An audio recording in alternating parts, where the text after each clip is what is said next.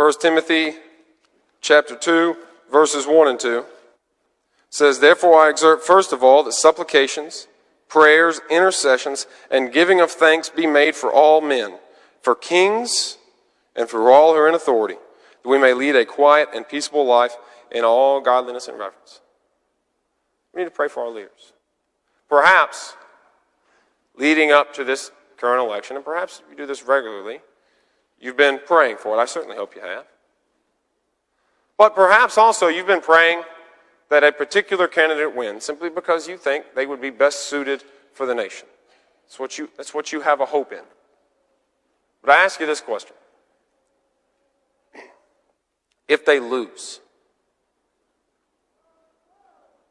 will you keep praying?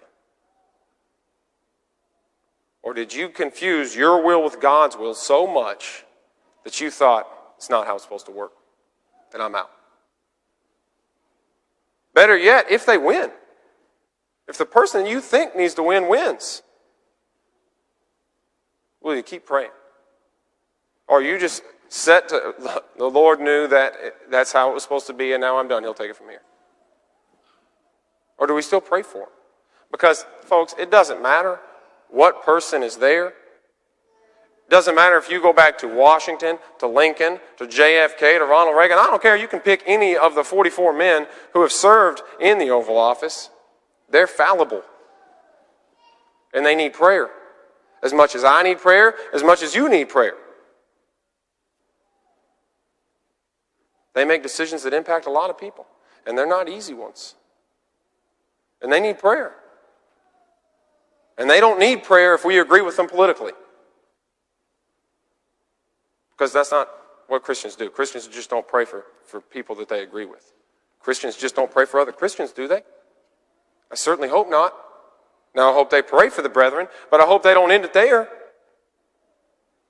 I hope they're constantly praying for people outside of the church, that they would come to know the truth. Well, at the same token, do we just pray for people who we agree with politically? They win and we think, oh man, this is going to be bad.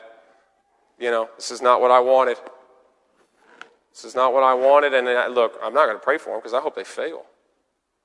I want to be proven right. It's not it. It's not how Christians are supposed to act. It's not how they're supposed to be. Regardless of who is elected, we have a job to do. That job is to put God first. Well, how do we do that? Well, we pray for our officials in part. That's one way. We pray for the people who are chosen to lead us. I'm reminded of 1 Samuel chapter 12. 1 Samuel chapter 12, verses 13 through 15. Of course, the children of God had asked for a king. They wanted a king.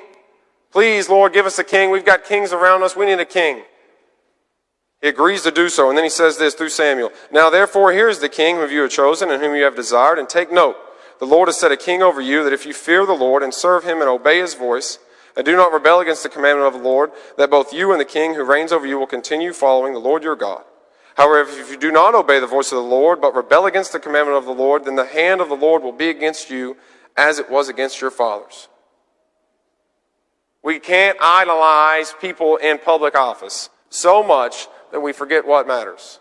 He says, look, I'll give you a king, but that king's going to work out just fine as long as you put first things first. As soon as you stop doing that, as soon as you start idolizing that king and seeing he's the solver of your problems, or isn't, it's not going to go well. It's not going to end well. We've got to pray for our leaders.